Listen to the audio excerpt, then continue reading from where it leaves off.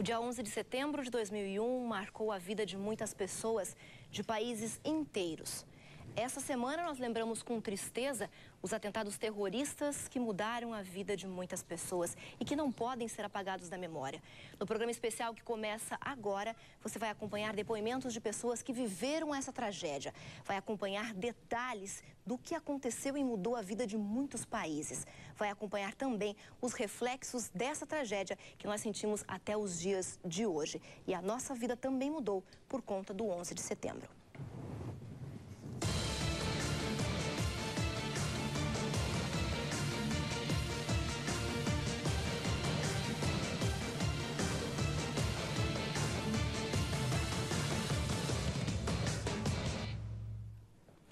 E para esse programa especial, nós temos aqui no estúdio convidados também muito especiais. Está conosco hoje o jornalista Michelson Borges. Tudo bom, Michelson? Tudo bem, Betina? Prazer estar com vocês. Muito bom tê-lo com a gente. O Michelson é jornalista, escritor e editor de livros da Casa Publicadora Brasileira e também é mestre em teologia pela Universidade Adventista de São Paulo. É isso mesmo, Michelson? É isso. E ainda membro da Sociedade Criacionista Brasileira. Também está conosco para participar desse primeiro bloco do programa o professor Marcos Eduardo, que é sociólogo, professor de História e Antropologia e vice-diretor do Colégio UNASP Campus São Paulo. Tudo bom, professor Marcos? Tudo bom, boa noite. É bom tê-lo com a gente aqui nesse momento tão especial, né, que mudou a vida de tantas pessoas e eu tenho certeza que foi motivo de muito estudo, de pesquisa para vocês dois. Eu quero começar o programa de hoje fazendo uma pergunta especial. Onde vocês estavam no dia 11 de setembro de 2001, Michelson? Eu estava trabalhando na redação da Casa Publicadora Brasileira. Um dia comum, né? Como todos os outros, a rotina seguia como sempre. Matérias para escrever, textos para editar, decisões, reuniões e tudo mais. De repente, a secretária de redação, a Andréa, ela me chamou pelos corredores: olha, tem algo acontecendo aqui, venham ver na TV. Ligamos a TV. Quando eu cheguei, já estava pegando fogo na Torre Norte, né, do World Trade Center. E a impressão que tínhamos é de que tinha havido apenas um acidente, algo assim, né? Um trágico acidente, né, de um avião que tinha se chocado contra a torre. Mas minutos depois, ainda com os olhos colados na tela, nós vimos o segundo avião atingir a Torre Sul. E aí percebemos que não era simplesmente um acidente, né? Então ficamos realmente em suspensão. Foi é um daqueles momentos na história em que a gente percebe que alguma coisa vai mudar realmente, né? Algo drástico. E de fato mudou muita coisa. E a gente não sabe no momento o que está por vir, né? Sem dúvida. O interessante é que as imagens chegavam, mas nem mesmo os repórteres, né, os comentadores sabiam o que estava acontecendo. Tinha as informações suficientes, né? Foi nesse momento. E você, Marcos Eduardo, estava aonde nesse momento? Estava dando aula de História para o terceiro colegial C. Lembro como se fosse hoje, eu tinha um aluno norte-americano na sala. E num momento assim, eu abri a porta, olhei o corredor, né, tomando assim um ar enquanto continuava as explicações, e alguém chegou, não me lembro quem, um monitor, e olha, aconteceu um desastre nos Estados Unidos e tal. Bom, eu terminei aquela aula, fui à sala dos professores, a televisão não estava funcionando, mas já tinha aquele bochicho no corredor e tudo mais. Eu me lembro que eu voltei para a aula e professor de história tem que ter explicação para tudo, né? E eu lembro que o resto da manhã foi professor por quê, como, quem, de que jeito, né? E a gente ali tentando trazer algumas ideias e tal, algumas reflexões com os alunos. Mas no momento, perguntas difíceis de serem respondidas. Muito difíceis de ser respondidas. A gente tem a mania de querer fazer assim uma linha de raciocínio e tudo mais, mas naquele momento nós não tínhamos ideia da dimensão do que estava acontecendo de fato. Hoje nós já temos uma noção do que aconteceu e do que ainda pode acontecer. Eu queria perguntar agora para você que está em casa, onde você estava no dia 11 de setembro de 2001, quando aconteceram os atentados terroristas aos Estados Unidos? Você lembra dessa data? Nós temos uma reportagem especial que foi elaborada pela nossa equipe, que foi enviada aos Estados Unidos para coletar informações importantes que vão fazer a diferença na sua vida. Vamos acompanhar a reportagem.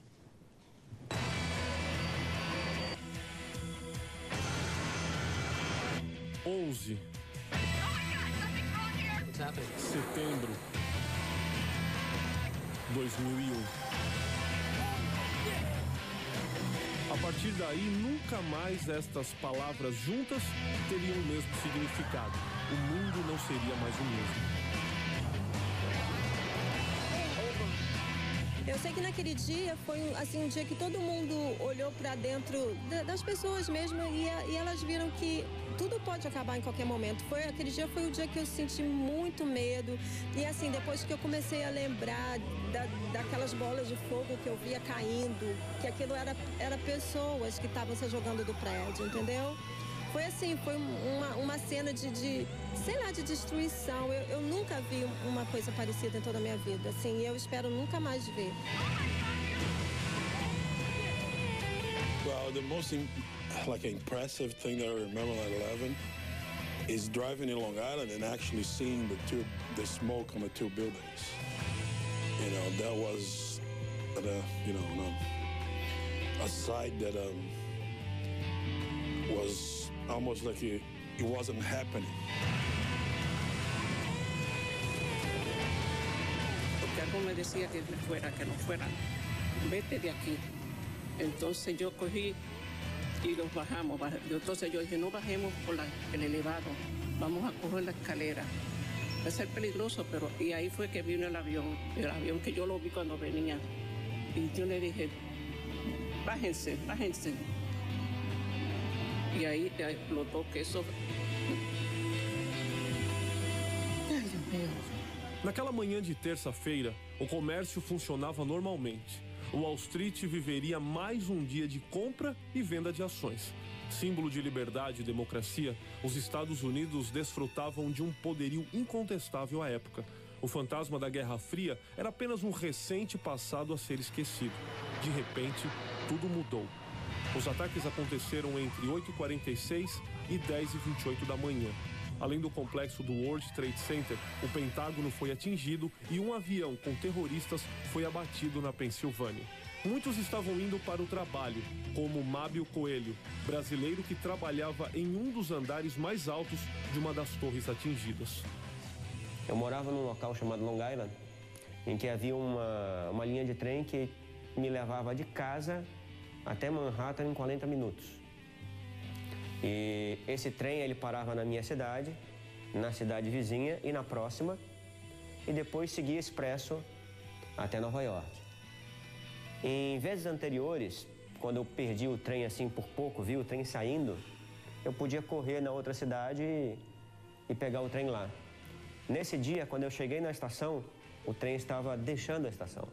E aí minha esposa correu até a próxima estação, não conseguimos pegar o trem, fomos até a terceira estação, mesma coisa.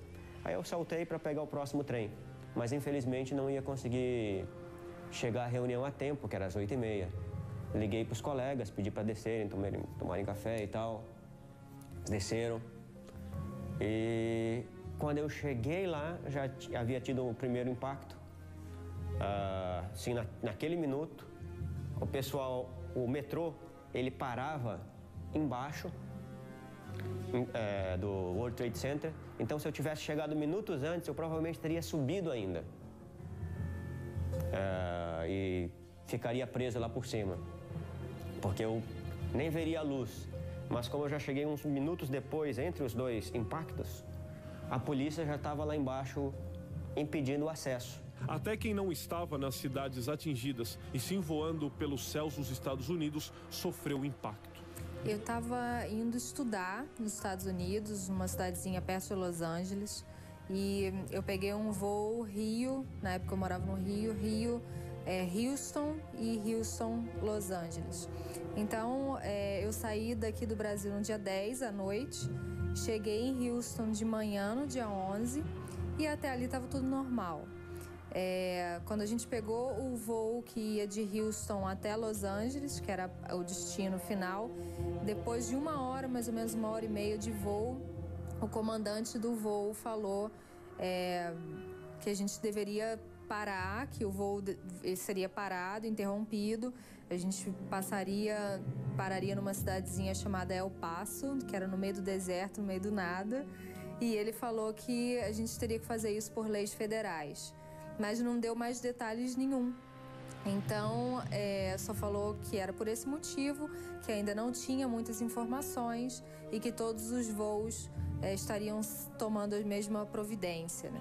2 horas depois, os prédios de 110 andares desmoronaram. Foram contabilizados cerca de 3 mil mortos e mais de 6 mil feridos. O pânico e o horror tomaram conta da nação mais poderosa do mundo.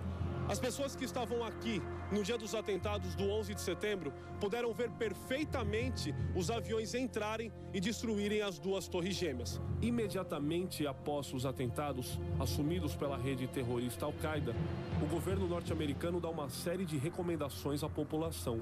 Muitos seguiram à risca. E as primeiras orientações foram de ficar em casa o máximo possível e sair só se for necessário. Outras orientações foram também criar uma caixa de mantimento. Daí foi a instrução de como viver nos dias pós-ataque. Exatamente, né? Nos dias próximos, né? Ninguém sabia o que isso tinha em mente, ninguém sabia o que seria o próximo, o que viria depois do ataque. Então, por precaução, nós recebemos várias instruções do governo, então vários programas assim orientando o que fazer caso houver algum outro tipo de ataque, principalmente ataque químico. Mas essas foram as instruções básicas, né, no meio do ar e da água. Então a gente cortava, por instruções do governo, plásticos bem grossos para as janelas e as portas. Então a instrução era que caso de um ataque químico, então você colaria aquele plástico, selar a casa. Você tinha uma caixa de mantimento dentro de casa para mais ou menos 10 dias, pelo menos. Sim. Muitas pessoas não seguiram essas instruções, eram mais tranquilas quanto a isso. Mas por nós termos a grande maioria, exatamente. Nós não contamos com a sorte, então a gente realmente seguiu as instruções do governo. Ao pé da letra. Tínhamos uma caixa bem grande em casa e uma caixa em cada carro. Exatamente. E também instruções de fuga, caso aconteça onde nos encontramos, porque ele estava no trabalho, eu na cidade, vamos saber aonde. Então nós também já tínhamos planejado pontos de encontro. Pontos de encontro na cidade. Ao arquitetar o ataque terrorista, a Al-Qaeda diz lutar contra o imperialismo norte-americano e o avanço do estilo de vida ocidental nos países muçulmanos. Alguns terroristas estiveram infiltrados na população, convivendo com os americanos por mais de um ano. Um piloto da aviação civil explica como os sequestradores tiveram a habilidade de atingir as duas torres. A entrevista é concedida dentro do avião no retorno da nossa equipe ao Brasil. Bueno, para el tiempo de que ellos cometieron ese acto, era muy fácil obtener el entrenamiento en simulador, simplemente con una licencia comercial, 250 horas de vuelo, multimotor. Ellos pudieron matricularse para hacer un curso en los aviones que ellos usaron para cometer el acto. Ya supuestamente después de 5 o 6 horas uno tiene las destrezas básicas para poder pilotear uno de estos aviones con las maniobras necesarias para por lo menos despegar y hacer lo que ellos estaban haciendo. Con simplemente pagar los $1.000 a $2.000 la hora, ellos obtuvieron fácilmente el entrenamiento que necesitaban. Ainda que a maioria acredite que realmente foi um atentado, eu acredito realmente no terrorismo. Alguma coisa planejada mesmo, contra os americanos, e acho que o próprio país não se prejudicaria tanto como o país foi prejudicado. Outros duvidam. Eu realmente acredito que tem uma conspiração por trás disso. Mas o que levou você a crer nisso?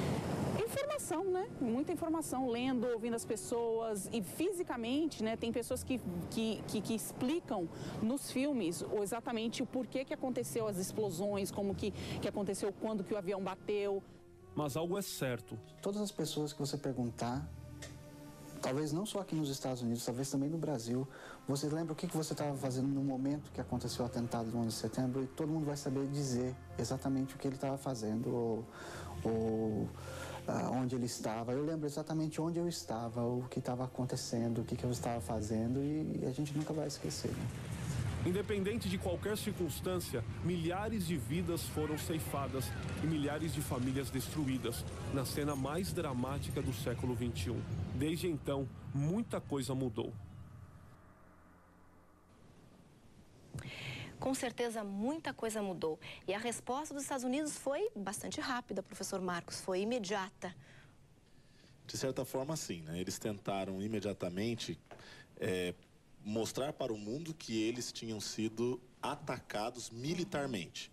Criar um consenso, fazer alianças, que foram alianças, digamos, selecionadas, para então, com o respaldo da comunidade internacional, ou pelo menos dos organismos multilaterais, partir para uma ação. A invasão do Afeganistão, alguns dias depois, foi uma resposta pronta que eles deram aos ataques. Agora, Michelson, os Estados Unidos já tinham um novo inimigo, os terroristas. Então, agora eles estavam declarando guerra, a guerra do terror. A gente pode falar assim? Um mundo que havia sido polarizado antes, né, com capitalistas e comunistas de um lado, né, agora mudava, né, para um outro tipo de polarização, digamos assim. Só que o inimigo não era mais agora tão claro, era mais difuso, né. Você tinha o inimigo dentro do seu território, era um inimigo ideológico, agora não mais um inimigo local, né, mais que ver com religião do que ideologia até. Não era um Estado. Exatamente, né? Não era um Estado. E isso surpreendeu naturalmente os Estados Unidos, né. O professor aqui mencionou a questão da invasão rápida, né, do Afeganistão. Nesse momento, a comunidade internacional estava favorável aos Estados Unidos, havia um clima de simpatia, não é? Mas no momento em que Bush resolve atacar um inimigo estranhamente não tão envolvido com esse problema, né, que foi o Iraque, aí as coisas mudam um pouco. Porém, nós começamos a ver já esboçado, né, um Estado policial que podia atacar sem o aval de outros países, né? Ele até tomou medidas aí sem o próprio apoio da ONU, né? E então essa nova guerra passou a justificar uma atitude mais drástica da potência dos Estados Unidos, né? Como se tudo fosse permitido agora. Exato. Eles perderam um pouco da simpatia com a invasão do Iraque, sim, né? Porque ali a acusação inicial foi de que havia armas de destruição em massa, não é? Mas não foram encontradas, né? Ali havia, claro, um interesse talvez particular do clã Bush, né? O Bush pai já tinha esse desejo aí e tudo mais. Não vem ao caso essa discussão nesse momento, mas enfim, foi bem conveniente. Mas mesmo assim, com essa invasão, nós vemos que realmente os Estados Unidos adquirem uma força, né, ainda maior do que já tinha, de intervir, de estender suas garras aí para outras direções e não ser contestados, né? E conta com algumas parcerias, né? O professor Marcos falou de parcerias selecionadas. Alianças, né? Alianças. Inglaterra, de primeira mão, Espanha, né, e outros países, inclusive países que depois foram retaliados com ataques terroristas na sequência. Né? O mais interessante, né, nessa questão é que o seguinte, os Estados Unidos eles configuraram um império. E você tem agora populações que estão à margem desse império, não são vistas por esse império. E são essas populações agora desterritorializadas que atacam o território americano. Então, realmente, a forma da guerra mudou. Deixa de ser uma guerra contra o Estado, passa a ser uma guerra contra uma ideologia, uma visão de mundo. Como é que fica a população no meio disso, Michelson? Eu imagino que é um tanto confuso, né? Você imaginar assim uma disputa dessa, né? Com teores, com sabores religiosos, né? E as pessoas tendo que se posicionar no meio de tudo isso. Também, né? A Primeira Guerra que nós temos uma cobertura assim ao vivo, né? E com todas as cores, né? Isso aí criou um clima de terror e que certamente foi também aproveitado, né? Por interesses também um tanto escusos, né? Certamente esse foi um dos motivos que hoje nós lembramos do dia 11 de setembro de 2001, Sim. porque foi amplamente divulgado, cobertura ao vivo, o professor Marcos falava isso, né? Exatamente. Se você observar, a cobertura foi inédita para um caso como esse, né? O impacto, eu até fazendo uma análise assim, até simples, o mundo passou por traumas muito maiores do que o 11 de setembro, mas nós temos dois elementos aí diferentes. Primeiro, foi ao coração do império, né? Segundo, foi ao vivo, né? Então, as redes de comunicação no mundo inteiro compraram os pacotes jornalísticos dos grupos americanos. Então, reproduziram. Jornais aqui no Brasil, por exemplo, usaram como chamada de primeira capa o que saía embaixo na CNN, ali o que era colocado como título. Então, essa forma de exposição do fato trouxe, então, obviamente, uma marca na nossa memória, na nossa história, que aí, talvez, perpétua. Quando você fala aí de um pacote de informações, de imagens, entrevistas, me vem à mente algumas teorias que a gente andou sabendo enquanto estava acontecendo os ataques terroristas, e depois muitas reportagens, entrevistas sobre isso, a teoria da conspiração, né? De repente a gente recebe um pacote de imagens, de entrevistas, fechadinho, todo mundo divulga a mesma coisa, ninguém questiona além disso. Michelson, teoria da conspiração, a gente pode dizer que se configurou, não? Quem assistiu, por exemplo, aqui o documentário de Michael Moore, né, o Fahrenheit 11 de setembro, teve algumas informações interessantes ali, não é? A família Bin Laden, quando acontece o atentado, né, terrorista ali, o governo ordena que todos os voos, 4.000 voos que estavam em andamento naquele momento, aterrissem, né? E, no entanto, naquele clima ali, a família Bin Laden consegue escapar, né? Consegue ser transportada em segurança, né? Quando deveria ser, na verdade, intimada, né? Para dar informações, enfim, como se procederia em qualquer processo de investigação. Então, isso levantou muitas suspeitas, né? Suspeitas de ajuda, inclusive, de envolvimento do governo americano, facilitando, né? Essa fuga, ou beneficiando essa família.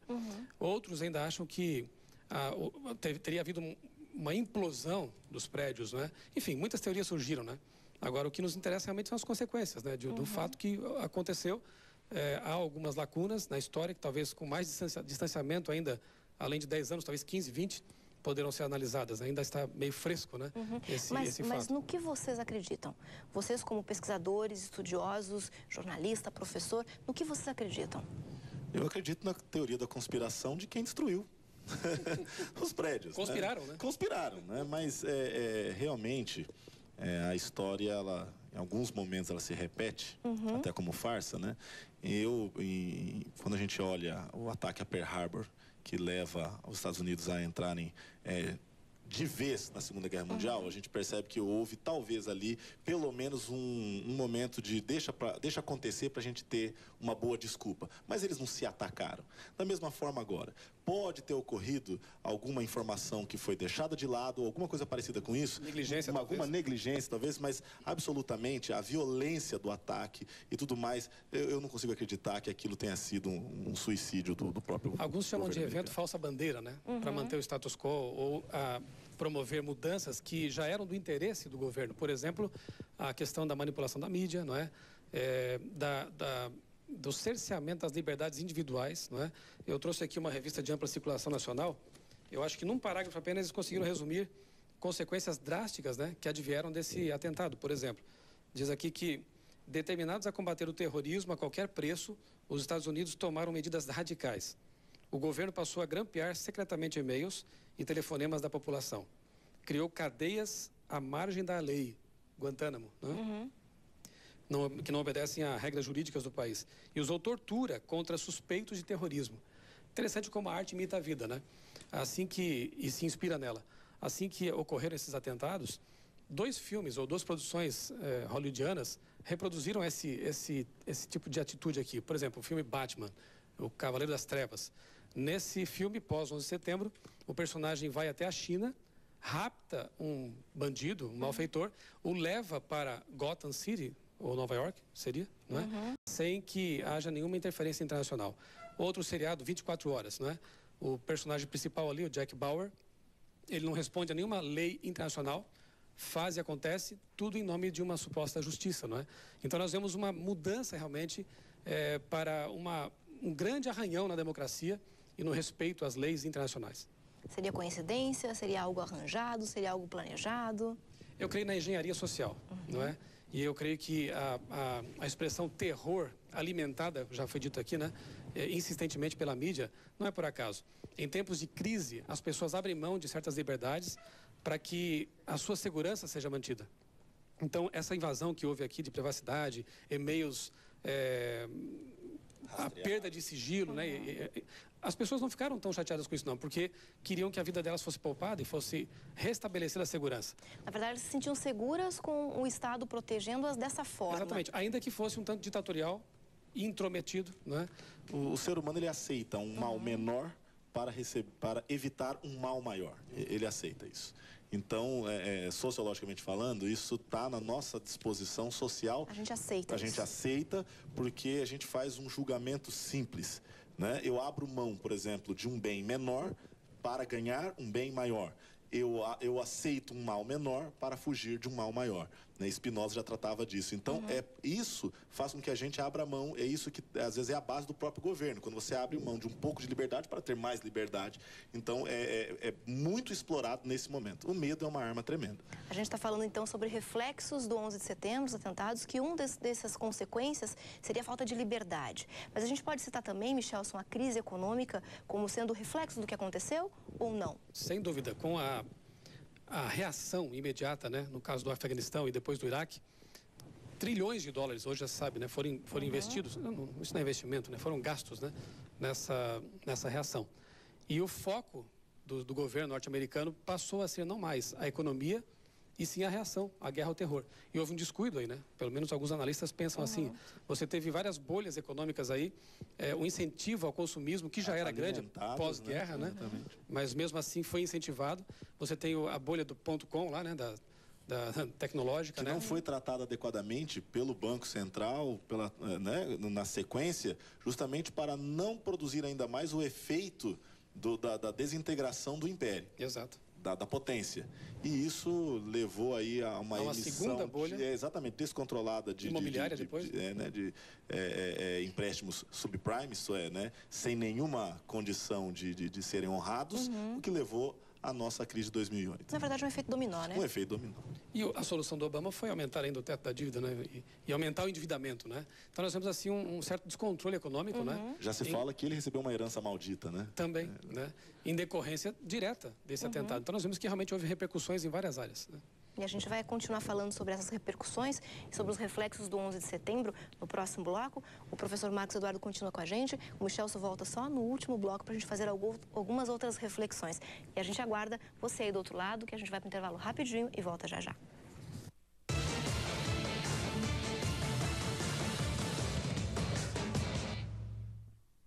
Estamos de volta com um programa especial sobre 11 de setembro, os atentados terroristas que mudaram o mundo. No bloco anterior, você acompanhou com a gente aí uma reportagem especial para resgatar esse fato histórico, para a gente poder contextualizar um pouquinho mais. Falamos também sobre a crise econômica e a falta de liberdade que veio por consequência de tudo isso. Nesse bloco está conosco o professor Marcos Eduardo, sociólogo e professor de História, e também Vanderlei Dornelles, que é jornalista, mestre em Teologia e doutor em Ciências Sociais. Obrigada pela sua presença aqui conosco nesse programa especial. Obrigado. Boa noite. A gente conversou a respeito de muitas coisas que acabaram mudando, fatos que mudaram a vida de muitas pessoas. Na reportagem especial você acompanha alguns desses fatos agora. 10 anos se passaram, exatos 3.652 dias, 120 meses. E os atentados de 11 de setembro de 2001 continuam vivos na mente de milhões de pessoas. A política, a economia, a forma de pensar, de se proteger, de olhar para si mesmo e para as coisas espirituais. Tudo foi alterado, até a forma de se obter uma licença para pilotar aviões de passageiros. Hoy en día, con la seguridad que hay después de ese acto de terrorismo, ya no se puede hacer eso tan fácil. Ahora los requisitos son mucho más altos, ¿no? Incluyendo tener un pasaporte estadounidense y un background check del FBI de toda la vida de uno. Se puso más difícil ahora. Se puso mucho más difícil, claro. Pero tuvo que ocurrir eso, ¿no? Para que hagan esas medidas, pongan esas medidas de seguridad. A fé dos cidadãos americanos também foi duramente provada após os atentados. Por lo menos lo que yo he observado, aparentemente son estas tragedias, estos desastres, donde la gente tiene la tendencia de enfocarse más en Dios, en las cosas de Dios. Porque si estas cosas no nos ayudan a enfocarnos más en las cosas de Dios, yo no sé qué va a tomar y qué va a tener que pasar en este mundo para que los habitantes se enfoquen en el Señor Cristo Jesús. Pero a través de esta tragedia, yo he observado que han habido miles y miles de personas aquí en los Estados Unidos y en otros lugares, como dije, en diferentes países del mundo, que han tenido ahora la tendencia de poner su mirada en Cristo Jesús y en las cosas espirituales. Embora foram muito poucas as vítimas retiradas com vida da tragédia de Manhattan, a ajuda de organizações não governamentais como o Adventist Community Services foi essencial no apoio aos bombeiros e demais socorristas. Uma das funcionárias da ONG explica o que mudou naquele momento. Mudou muita coisa aqui em Nova York. Nesses tempos, nesses dias, as pessoas ficaram muito unidas, a pessoa buscava muito a parte espiritual. Mas como o povo de Nova York, um povo que sempre está muito ocupado, muito pensando nas coisas materiais, aos poucos dias voltaram à vida normal de novo. E voltou a toda a normalidade deles, do trabalho, e isso ajudou que o povo se esquecesse um pouquinho do acidente, que eu não gosto de falar muito, porque eu me emociono. As principais decisões políticas que norteiam e influenciam diretamente os Estados Unidos e o mundo, elas são tomadas aqui, no Capitólio. É deste lugar onde senadores, presidentes e deputados tiveram que reinventar imediatamente a política norte-americana e mundial após os eventos do 11 de setembro de 2001. Hoje, após 10 anos, o desafio continua sendo o mesmo. So it was a major financial impact on the United States, and because Wall Street is in that area, it had a substantial effect on the national and international economy, and it had a big psychological effect too. People were quite scared. Our economy has not done well, but Europe is in trouble too. Maybe China and Brazil are the emerging economies. We spent a lot of money protecting the United States against terrorism. It's worked, at least on the home front. I think that's probably likely to continue. I think there's not a critical mass of terrorists in the United States who can pull off anything like 9/11 again. But I think we're not going to forget this, and life will continue.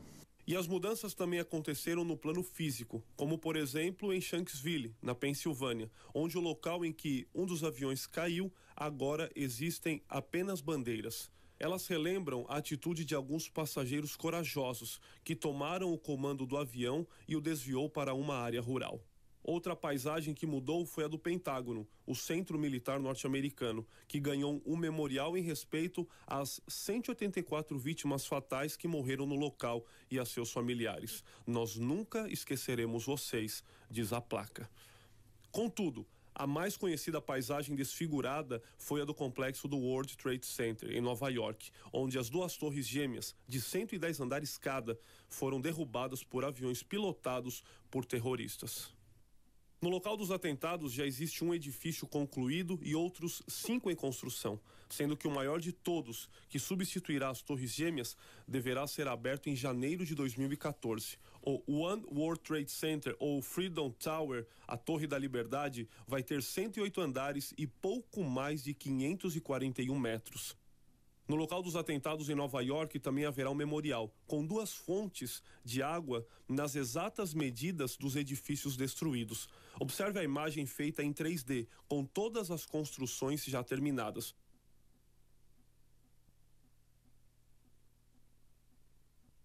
O nome dos mortos estarão escritos nas fontes. Contudo, depois de uma década, nem todos estão satisfeitos. Bueno, pues hay seguridad, yo creo que sí hay seguridad, pero no tanto así, ¿no? Yo creo que debe de haber más. A gente percebe que um ponto essencial em tudo isso é com relação à segurança, né? Alguns se sentem seguros e outros sentem que a liberdade realmente foi tomada deles. Eles não têm mais direito, professor Dornelles, a ter a liberdade que eles tinham antes. Agora pode se torturar, pode se prender em nome de uma segurança. O que as pessoas mais valorizam no mundo moderno é a liberdade. Para fazer, para viver como se deseja. Mas quando a vida está sob ameaça, as pessoas parecem estar dispostas a abrir mão da liberdade. Então, algumas coisas que são impostas, né, para garantir a segurança, e mesmo alguns crimes que são cometidos, né, em nome de se garantir a segurança, eles possam ser aceitos, né? Então, há um certo dilema do mundo de hoje entre liberdade e segurança, mas parece que a segurança tem pesado. Com certeza. A gente viu também com relação à questão econômica, né, Marcos, que é o do pós-guerra, a crise econômica está totalmente relacionada. A gente pode trazer para o Brasil algum reflexo disso, Marcos? Muitos. Eu diria assim que para o brasileiro médio, né, os reflexos foram muito sutis. Porém, olhando de uma maneira um pouco mais global, o foco dos Estados Unidos naquele momento se alterou radicalmente. Nós estávamos cada vez mais num fortalecimento do discurso de ALCA, de livre comércio das Américas e tudo mais. Com a ideia de guerra ao terror, esses projetos vão ficar em stand-by. Eles vão ficar deixaram de lado. Por enquanto. E praticamente morreram. né? Praticamente morreram. Então, primeiro, economicamente para o Brasil, há uma mudança na própria política externa e no que tange à economia. Um outro aspecto interessante, a crise econômica no mundo não nos deixa de fora. Nós participamos dela com as nossas importações e exportações, com o valor da nossa moeda frente ao dólar, ou o valor do dólar frente à nossa moeda. Então, tudo isso traz reflexos para o brasileiro também. Só que nem sempre a gente consegue fazer essa associação. O preço do meu pãozinho aqui do trigo importado em relação a uma crise, a um fato que ocorreu há 10 anos. É muito distante, parece. É muito distante, né? Algumas coisas mudaram para as nações emergentes porque, com o enfraquecimento do Império Americano, as nações emergentes passaram a ter mais direito, ficaram mais ousadas, né, em negociar com o Império. Então, o Brasil foi um desses. O Brasil tem sido mais exigente com os Estados Unidos e outros países também. Então, essa situação tem não só diminuído o poder, né, internacional do Império Americano, e com isso traz para os Estados Unidos muitos desafios. Os americanos precisarão ser mais versáteis para conseguir lidar, né, com essa nova situação em que eles estão enfraquecidos diante de nações que estão fortalecidas. Uma delas é o Brasil. Isso é bem interessante. A ex-secretária de Estado da era Clinton, Madeleine Albright, ela faz um comentário num jornal dessa semana dizendo o seguinte: os Estados Unidos não se enfraqueceram, mas eles deverão compartilhar poder. Na linha do que o professor está colocando aqui. O americano não vai admitir, né? Não vai admitir, né? Realmente. Né? Então, ela coloca um país como o Brasil, que tem uma democracia hoje consolidada, pode influenciar e pode participar muito no novo jogo do poder. Nós podemos ter, assim, um discurso um pouco mais firme, tanto é que a nossa política externa tem se tornado mais independente nos últimos 8 anos, né? Há até uma leitura meramente ideológica disso, não acredito que seja o caso, porque não existe vácuo de poder. Na medida em que o império se retrai em algum momento, ou pelo menos na atenção de algum ponto, alguém ocupa o discurso e ocupa a dianteira. E nesse caso, os países emergentes e o Brasil aparecem com alguma vantagem nesse aspecto. A gente poderia falar que está relacionado à nova ordem mundial? Que se comentou muito lá o que aconteceu com isso? Sim, com certeza, né? Eu não sei se o professor gostaria de comentar. É uma espécie de reconfiguração da nova ordem, né? O que os Estados Unidos pretendiam, desde que eles conceberam essa ideia, né, da nova ordem, é que eles estivessem na liderança absoluta de todas as demais nações. Mas chega um momento em que eles se enfraquecem politicamente, economicamente, militarmente, e então precisam dar espaço para outras nações exercer um pouco de poder nesse cenário. Então a nova ordem passa por uma reconfiguração, mas ainda sob liderança dos Estados Unidos. Principalmente no que tange ao hard power, né? O poder da violência, né? O soft power, vamos colocar dessa forma, o discurso, ele tem que abrir mão. Não dá para fazer sozinho, até porque, com a invasão unilateral do Iraque, se enfraqueceu a nação americana como portadora de democracia e liberdade. Esse discurso ficou enfraquecido. Soft power perdeu espaço nos Estados Unidos, nas relações com o mundo. Mas ainda o hard power é forte. É absurdo. O que os Estados Unidos gastam com defesa, se você juntar as principais potências do mundo, não chega aos pés. Né? Então, nesse aspecto, há sim uma perda de poder, mas não é algo para nós comemorarmos. Não. Né? A perda de poder da violência se dá pelo endividamento. Hoje os Estados Unidos não conseguiriam manter uma guerra sozinhos como eles fizeram. E por não conseguir manter, ele permite que outras pessoas façam a guerra. Então, na Líbia, por exemplo, os Estados Unidos recuaram e permitiram que a OTAN estivesse lá. Exatamente. Em todas as guerras, grandes guerras, desde que os Estados Unidos se tornaram uma grande potência, eles estiveram envolvidos. Agora eles estiveram ausentes. Então, a América precisa economizar um pouco agora, não só financeiramente, mas economizar prestígio, né? Para talvez voltar um pouco mais tarde. E enquanto isso ela vai compartilhando, né? Mesmo um pouco do hard power, né? Com as outras nações. Na verdade, pelo que vocês falam aí, a gente percebe uma ligação em tudo que está acontecendo. Então, de uma certa forma, está tudo interligado, professor Dornelles. Bom, o mundo é muito complexo, né? E a complexidade está exatamente no fato de que as coisas estão interligadas.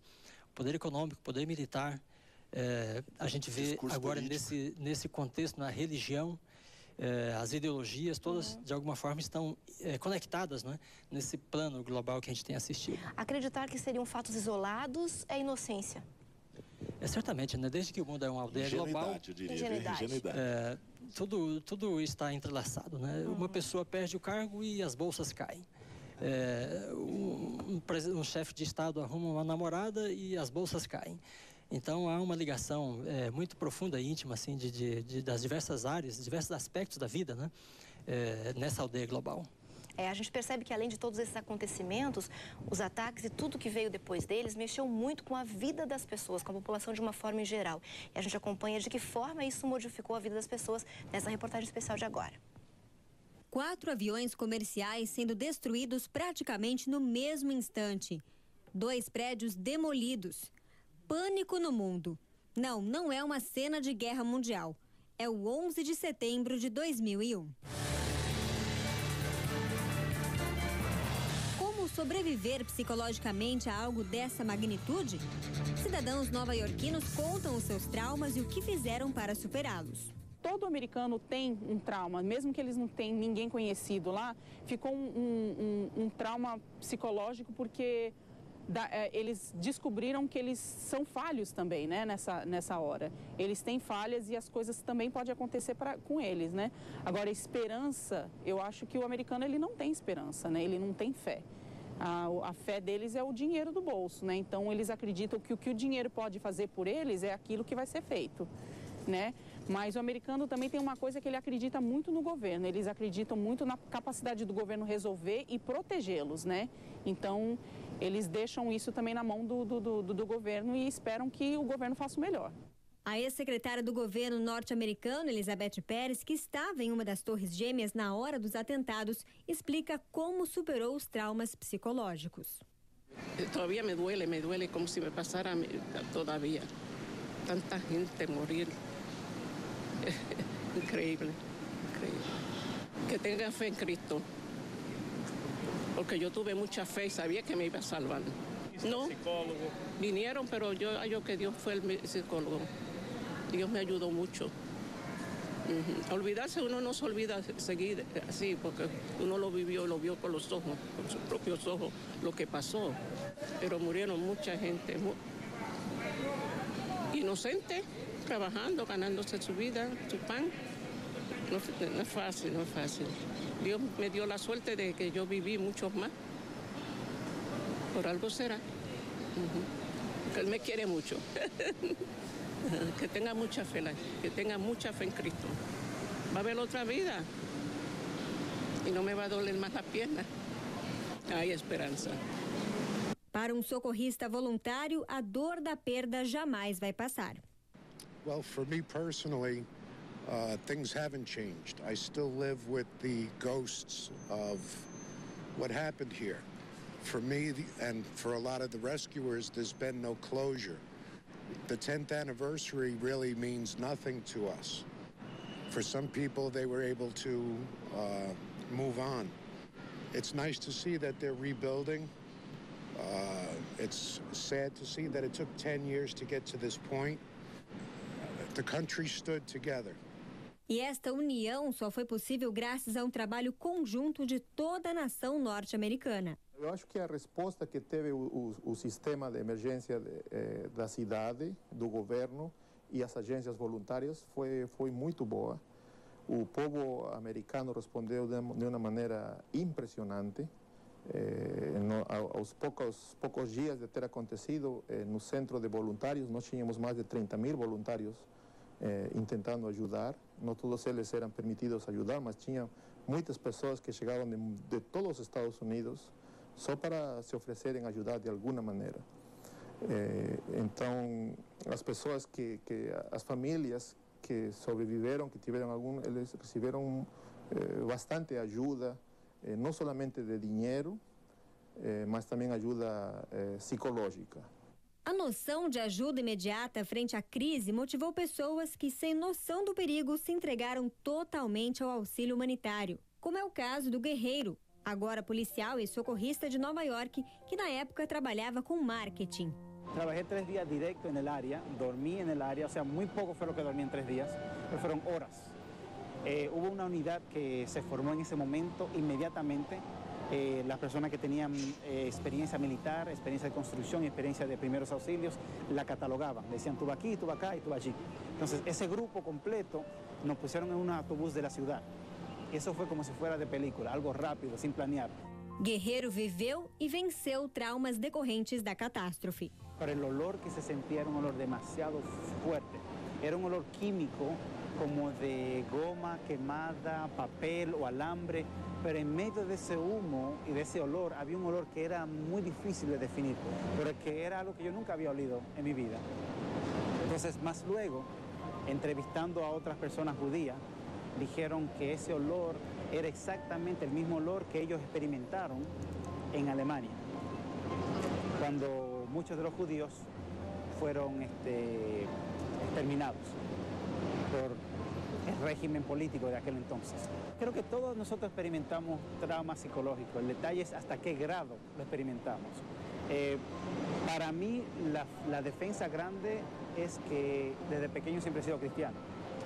Y aunque el choque fue grande, no podía entender por qué estaba pasando, aunque ya la Bíblia nos havia advertido que iam passar coisas como esta. A mesma certeza e fé foi que motivou Márcia a seguir confiante que Deus sempre provê força e usa de tudo para salvar pessoas para a eternidade. Depois do Setembro 11, eu conquistei, assim, tipo uma cumplicidade com Nova York, entendeu? Assim, Deus me mandou para cá, não é só para mim. Eu não sou imigrante nos Estados Unidos. Eu vim para cá para dar um testemunho, inclusive para o Brasil. Depois de tudo isso que aconteceu comigo no Setembro 11, muitos dos meus amigos aceitaram Jesus, entendeu?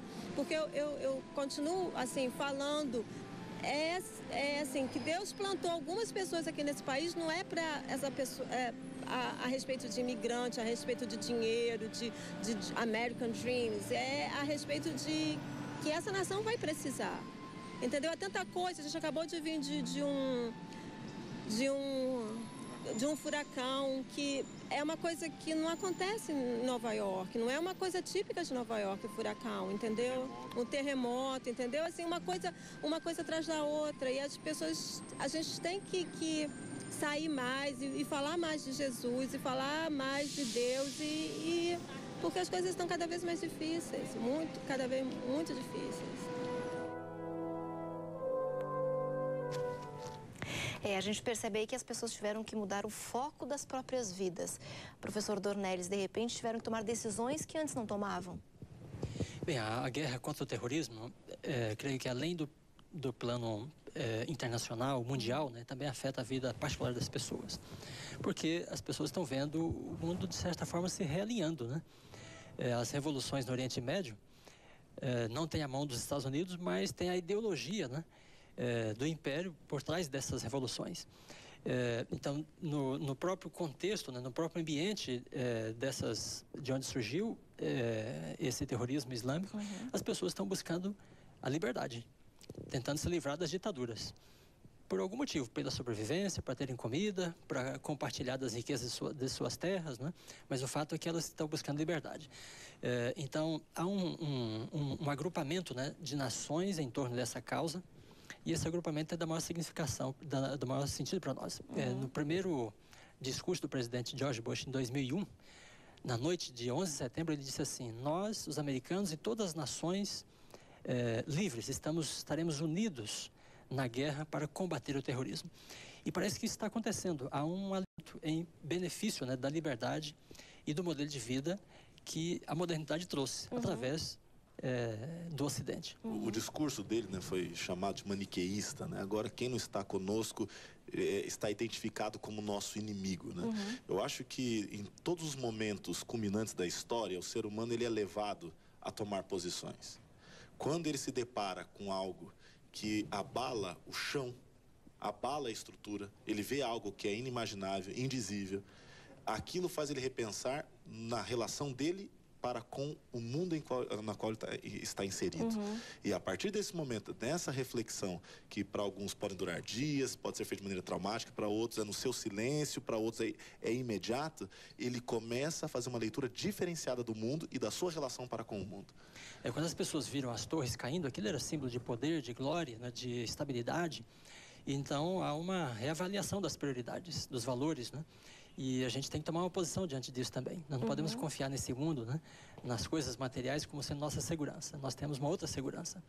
E eu gostaria de colocar também o seguinte, que num plano global, né, é a primeira vez na história em que as grandes potências estão unidas contra o inimigo comum, que não é um Estado, como já foi dito aqui, mas uma ideologia religiosa, que é o que alimenta, né, o terrorismo. Então, no final das contas, o inimigo das potências globais hoje é uma ideologia religiosa que impulsiona, né, e que alimenta o terrorismo. Eu posso até fazer uma parte aqui, Dornelles. Eu não acredito que o inimigo seja uma ideologia religiosa. Ele é apresentado desta forma. Eu continuo achando que existe um conflito e ele, materialmente falando, é uma questão de sobrevivência. Daqueles que eu disse que estão à parte do império. Sim. Porém, o discurso das nações livres, ou pelo menos que se apresentam como nações livres, é um discurso religioso contra alguém, ideias que se reveste de conteúdo religioso.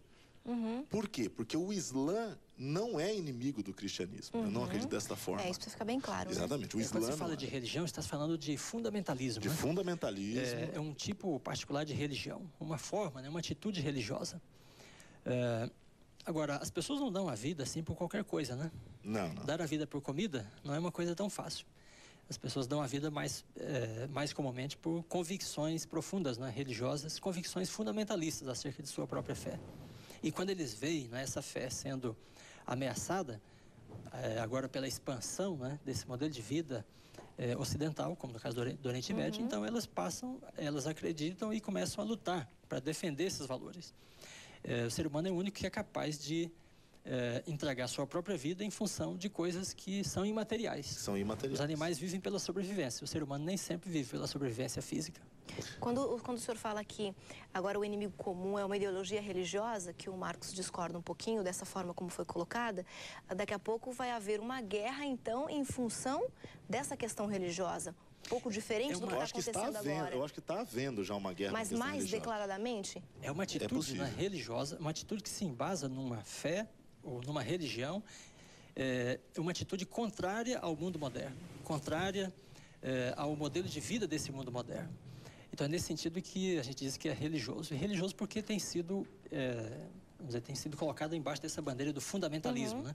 Ou seja, religiões ou grupos, seitas que supervalorizam seus textos, né? Os interpretam de forma literal e que estão convictas de que esse mundo, por mais encantador que ele seja, por mais desenvolvido que ele possa parecer, ele não é o reino de Deus. E que ele pode até ser uma contrafação desse reino. E elas estão dispostas a lutar para manter essa fé. Quando você fala que está havendo, mas é mascarado ainda. Ainda não é totalmente declarado. Você percebe nos discursos dos líderes as expressões, né, como cruzada, cristãos, o Ocidente. Então, o discurso vai revelando aquilo que está envolvido na ação. E eu vejo fundamentalismo de ambos os lados. Eu vejo fundamentalismo no lado chamado islâmico e eu vejo fundamentalismo no lado cristão.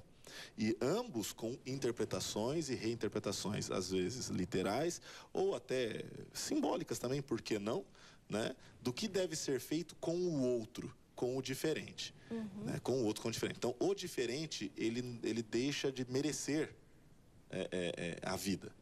Então, eu passo a ter o direito de exterminá-lo, né? E esse diferente, hoje é o Islã. Amanhã pode ser outra comunidade, outra ideologia. Não se sabe. O extremista. Eu acho que esse termo é até mais interessante ser usado. O extremista. O radical, o extremista, professor Dornelles. Isso. É interessante que a palavra o fundamentalismo empregada para essa vertente islâmica é uma palavra tirada do contexto cristão. E o fundamentalista é uma pessoa que defende, desde o início do século XX, né, certas posições religiosas, contrárias ao mundo moderno. E essas posições estiveram, já nesses 100 anos, né, principalmente voltadas para a questão criação e evolução. Então, os primeiros fundamentalistas nos Estados Unidos eram aqueles que defendiam os fundamentos da fé cristã contra a modernidade, especialmente contra a noção de que a vida tinha vindo a partir de um longo processo evolutivo. Então, essa palavra aplicada, né, para esse outro contexto, ela não deixa de estabelecer algum tipo de conexão, de forma que o fundamentalista, né, passa a ser a persona não grata nesse mundo moderno. Que seria o radical. o extremista. Obrigada. O cristão fundamentalista fala da salvação, ele deseja a salvação, mas, por outro lado, ele está sendo chamado pela mesma palavra que aquele que está destruindo a vida das pessoas, né? Em nome de uma fé religiosa. Então, na verdade, a gente pode falar que a convicção dele está distorcida, né? Ele acredita em algo, mas que não revela o que de fato é, né? Porque está fazendo a mesma coisa que o extremista que destrói, como o senhor falou. É a história de você usar a violência para combater a violência. Né? Como utilizar, né? A informação que você tem. Exatamente. Ok. Professor Dornelles, obrigada pela sua participação aqui. Ok, Professor Marcos Sulu também, obrigada pela sua participação. A gente vai para o intervalo rapidinho. No próximo bloco a gente volta para falar sobre revelações proféticas. O que a Bíblia diz a respeito do que aconteceu e do que ainda vai acontecer. E você não pode perder, eu te espero aqui.